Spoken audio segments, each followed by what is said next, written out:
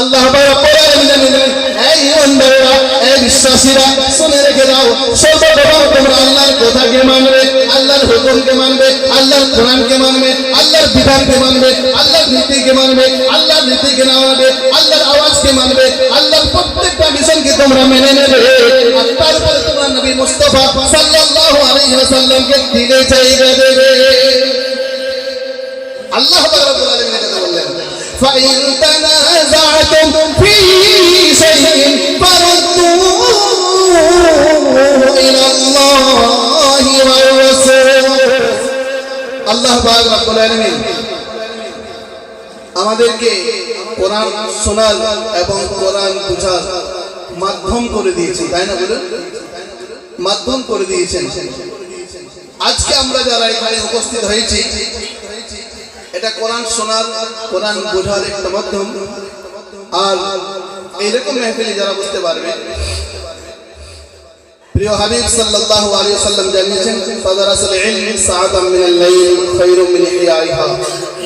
যারা রাত্রিবেলা কোরআনের মেহফিলে বসতে পারবে, তাদের সারা রাত নফল নামাজ পড়লে যতটা নেকি হবে, 1 ঘন্টাতে কতটা নেকি পাওয়া যাবে, বলে সুবহানাল্লাহ। তো আপনি যত ঘন্টা থাকবেন অত রাত্রে সওয়াব আপনি পাবেন। আল্লাহ পাক রব্বুল আলামিন আমাদেরকে খুব সুন্দর সুনহরা মওকা, খুব আনন্দ চিত্তে আসার তৌফিক নসিব করেছেন। একজন রাজা, তিনি বলছেন মন্ত্রী মশাইকে, যে মন্ত্রী, চতুর্পাশে এলাকায় খবর দিয়ে দাও, আমার মেয়ের বিবাহের বয়স হয়ে গেছে, তবে বিবাহ দেব তাকে যে আমার প্রশ্নের উত্তর দিতে পারবে। চতুর্পাশে চারিদিকে উনি মন্ত্রী দিয়ে খবর ছড়িয়ে দিলেন আর জানিয়ে দিলেন, যারা বিয়ে করতে চায় বয়স 25 থেকে 30 বছর পর্যন্ত বয়সের সময়সীমা করে দিলেন। শিক্ষিত, মূর্খ, ধনী, গরিব, আমির, ফকির, রাখাল, বাগাল সবার এলাও আছে, সবাই সেখানে যেতে পারবে। তো প্রথম দিনে এসেছে 4 লক্ষ ছেলে। রাজার মেয়েকে বিবাহ করবে, কার আশা থাকে না বলুন? রাজার ঘরে জামাই হবে। তো প্রশ্নটা কি? প্রশ্ন হবে ইশারায়, উত্তরটাও হবে ইশারা। মুখে প্রশ্ন হবে না, লিখিত প্রশ্ন হবে না, ইশারাতে প্রশ্ন হবে, ইশারাতে উত্তর হবে। তো রাজা প্রশ্ন করেছে, একটা আঙুল দেখিয়েছে, কোন উত্তর আসেনি। তারপরে 2টা আঙ্গুল দেখিয়েছেন, উত্তর আসে। 3টা দেখিয়েছেন, তবু উত্তর নেই। এইরকম করে প্রথম দিন 2 লক্ষ ছেলে ফিরে গেছে। পরের দিন আবার 2 লক্ষ ছেলে লাইন দিয়েছে, সবার চেষ্টা মেয়ে, রাজার মেয়ের জামাই হব। তো দ্বিতীয় দিন পরীক্ষা দিয়েছে 2 লক্ষ ছেলে, তার মধ্যে 1 লক্ষ ছেলে পরীক্ষা দেওয়ার সুযোগ পেয়েছে, 1 লক্ষ ফিরে গেছে। তৃতীয় দিন আবার পরীক্ষা দিচ্ছে 1 লক্ষ ছেলে, 50,000 সুযোগ পেয়েছে, 50,000 ফেলে দিয়েছে। পরের দিন একটা রাজা সেখান থেকে ওই গ্রামে অনেকগুলো ছাগল নিয়ে বেরিয়েছে। দেখছে কি ব্যাপার, রাজার দরবারের বাইরে বিশাল প্যান্ডেল আর এতগুলো মানুষ, কি ব্যাপার, কি পরিস্থিতি? তো লেখা আছে যে কোনো ছেলে চলবে, বয়সের সময় সীমা বেঁধে দিয়েছে 25 থেকে 30। ইশারাতে প্রশ্ন হবে, ইশারায় উত্তর হবে। তো দেখা যাক লাইন দেওয়া যাক, যদি সুযোগটা হয়ে যায়। দেখেন ভাই, পরীক্ষা সবাই দেয়, যদি সুযোগ হয়ে যায়। 12 লক্ষ ছেলে মাধ্যমিক পরীক্ষা দিয়েছে, দেখবেন 1 লক্ষ ছেলে হয়ে গেছে। তো সবাই সুযোগ দেয়, চেষ্টা করছে। তো রাখালের নাম্বার এসেছে, রাজা যেমন দেখিয়েছেন, রাখালও দেখিয়েছে।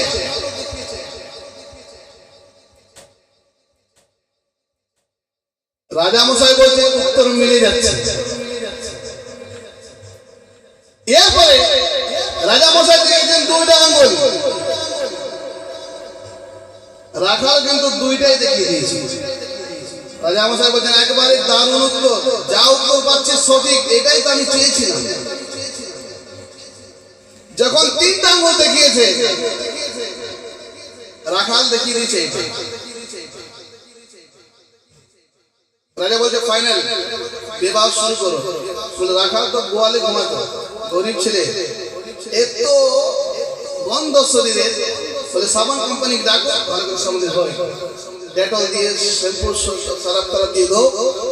এরপরে নিকাহ হয়ে গেলে, বিবাহ হয়ে গেলে, হয়ে যাওয়ার পরে রাজা মেয়ে বলছে তুমি কি বুদ্ধিমান বলো। বলে কেমন? বলে আমার বাবার উত্তর তুমি দিয়ে দিয়েছো, আমার বাবা তোমার সঙ্গে আমার বিবাহের বন্ধনে আবদ্ধ করলেন, এটা কত বড় তোমার ভাগ্য। আমারও ভাগ্য যেমন স্বামী পেয়েছি, আর তুমিও ভাগ্যবান যে এরকম স্ত্রী পেয়ে গেছো, রাজার দরবারে রাজা হয়ে গেলে। তো বলে একবার একটা কথা বলো তো, তুই প্রশ্নটা কেমন ভাবে উত্তর দিয়েছিলে? তো বললে রাজা মশাই যখন একটা আঙুল দেখিয়েছেন, আমি বলেছিলাম যে আমি এতগুলো লোকের ছাগল নিয়ে যাই, একটা ছাগল দিতে পারবো, বেশি দিতে পারবো না। বললেন তারপরে কি? বললেন শুনে রেখে দাও রাজকন্যা, আমাকে রাজা মশাই বললেন দুটো দিতে হবে। আমি বললাম কষ্ট মষ্ট করে বলবো, ওইদিকে কুকুরে ধরে খেয়ে নিয়েছে, কোনোভাবে মানুষদেরকে বুঝিয়ে দেবো দুটো দিতে পারবো। রাজা মশাই আপনাকে দুটোই দেবো, যদি আপনার মেয়েকে বিবাহ করার জন্য দুটো ছাগলের দরকার হয় দুটোই দিয়ে দেবো, তাও বিবাহ করবো। বলেন তারপরে? বলে শুনে রেখে দেন, রাজা মশাই যখন তিনটে ছাগল চেয়েছেন, আমি বলেছি কিচ্ছু দিতে পারবো না। বললেন না গো স্বামী, এই প্রশ্নটা এমন ছিল না, উত্তরটাও এমন ছিল না। তাহলে কি ছিল বলো? বলে আমার আব্বা বলেছিলেন এক কথাকে মানতে হবে। বলেছে অবশ্যই এক কথাকে মানতে হবে। বলেন সুবহানাল্লাহ। আমার বাবা বলেছিলেন প্রশ্নটা যে আল্লাহর পরে নবীকে মানতে হবে। তুমি বলেছিলে অবশ্যই নবীকে মানতে হবে।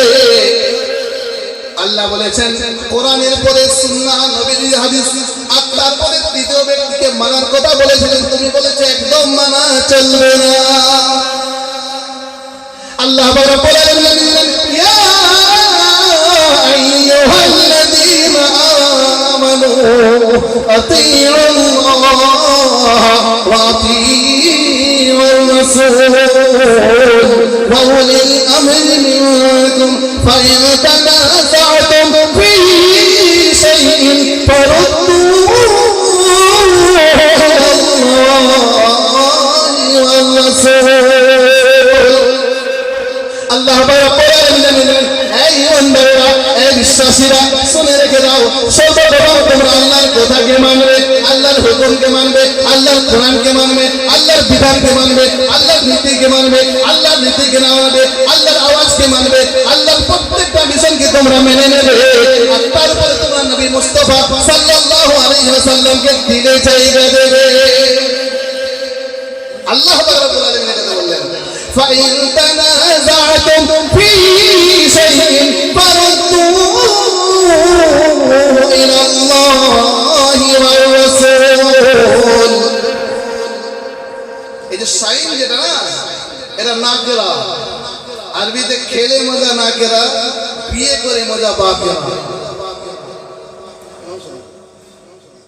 বুঝতে পেরেছেন?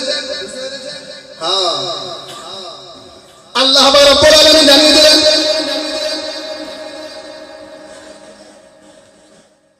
আমার ভাইরা, আল্লাহ রাব্বুল আলামিন জানিয়ে দেন কোন বিষয়ে যদি মতানৈক্য হয়, ঝামেলা বাঁধে, সমস্যা হয়, এটা কোনো ফয়সালা নেবেন না। আল্লাহ বলেন ফাইন তানাযা'তুম ফী শাইইন ফারুদ্দূহু ইলাল্লাহি ওয়ার রাসূল।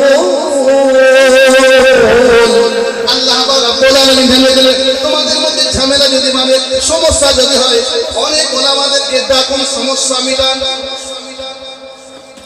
ফতোয়া দিয়ে দেয়, পাবলিকেরা ফতোয়া দেয়, অনেক মহিলারা ফতোয়া দিয়ে দেয়।